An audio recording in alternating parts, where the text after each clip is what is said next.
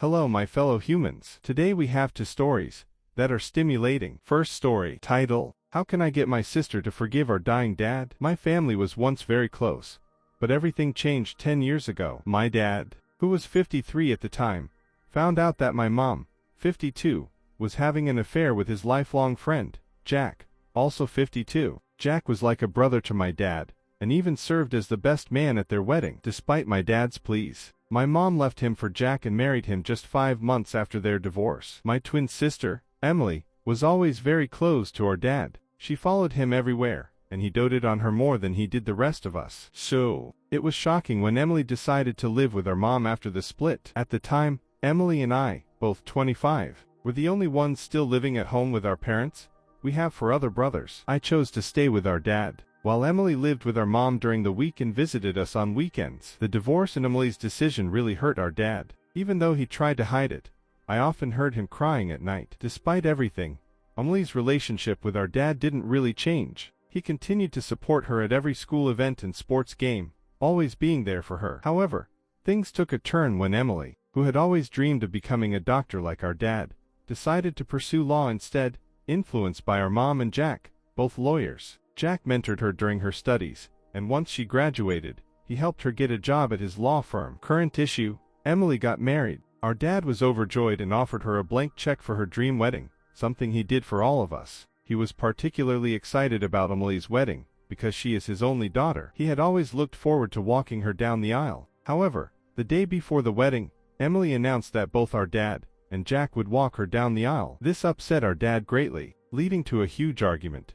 The first time I ever saw him truly angry. In the end, he didn't attend the wedding, and Jack walked Emily down the aisle alone. The fallout from this was significant. Our dad and his side of the family stopped all contact with Emily, and their relationship has been non-existent since. Emily has tried to reconnect, especially after giving birth, but our dad has refused to meet her children or speak to her. Earlier this year, our dad was diagnosed with terminal pancreatic cancer. Despite his condition, he remains adamant about not seeing Emily, and she can't understand why. These last few weeks have been tough, as I'm very close to my dad. How can I help Emily accept the situation? Update. Unfortunately, not all stories have happy endings, and this is one of them. A week after my last post, my dad's health rapidly deteriorated. We lost him a month ago. His last days were incredibly painful, both for him and for us. Despite the pain, it was clear he needed rest after such a difficult few months. In his final moments, he was clear-minded enough to say goodbye to me and my older brothers. His words were deeply moving,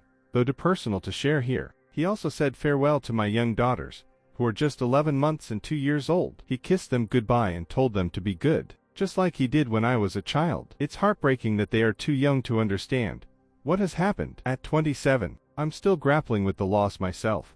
It feels like we should have had many more years together. The hardest part involved my twin sister, Emily. Dad passed away without reconciling with her. Despite my attempts to discuss Emily with him, he remained disinterested. When he died, Emily was still in denial about his condition. His funeral was a touching tribute, with many sharing fond memories of him. It was the first time Emily had seen him since her wedding night. Dad had lost a lot of weight due to his illness, which was a shock to her. She was very emotional throughout the ceremony. Our mom and Jack attempted to attend, but they were asked to leave, which was for the best. Dad's will was straightforward. He came from a wealthy background in petrochemicals and left a considerable inheritance, dividing his money and properties equally among all his children, including Emily. He also set up a trust fund for all his grandchildren, even those he never met. The more personal bequests included a detailed letter for each of us, except Emily, and photo albums with annotations for all except her. This disparity deeply affected Emily, leading to her hospitalization for a week. She's slowly getting better now, with support from her husband and me. Last week, my wife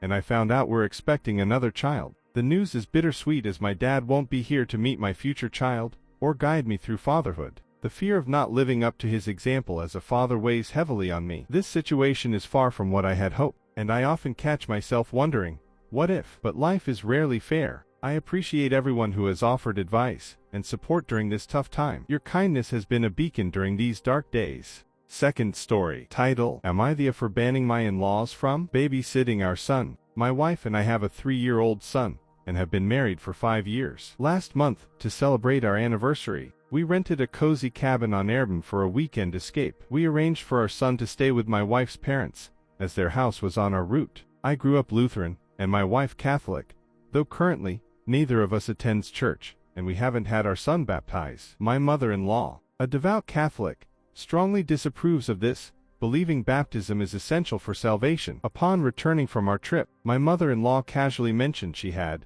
saved our son's soul by having him baptized at her church that weekend. I was stunned and managed to stay calm for my son's sake, but quickly took him and left. On the drive home, I explained to my wife that her parents would no longer watch our son unsupervised. Once home, the discussion grew intense. I expressed my distrust for her parents, and my view that their actions showed a lack of respect for our parental choices. My wife attempted to minimize the incident, suggesting the baptism was trivial since we aren't churchgoers. I insisted that it was about trust, not just a few words in water, and proposed that any future visits with her parents be supervised. My wife felt I was overreacting and argued that deciding on her parents' access to our son wasn't my decision alone. She believed I was being unreasonable. I countered that the breach of trust was significant, and I was firm in my decision, suggesting we might need counseling to align our parenting views. She was upset, seeing it as an unfair ultimatum, but I remained resolute. This issue, for me, is non-negotiable, and I have stood by that stance for the past month. Update. It turns out some of you were right.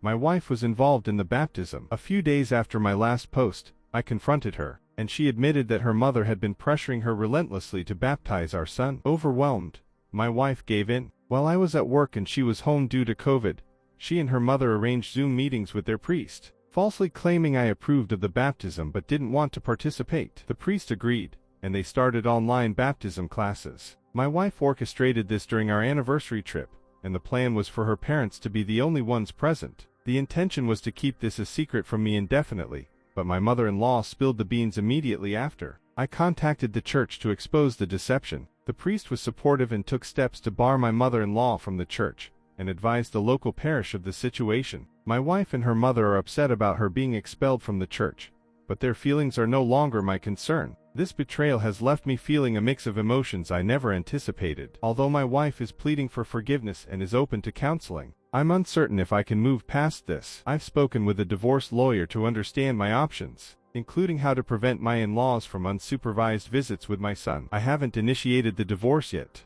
I need more time to think clearly about the implications for my family. Currently, my wife and I barely communicate. My days are a routine of work, spending time with my son, and sleep. I'm unsure about the future, but the support from this community has given me some clarity in these trying times.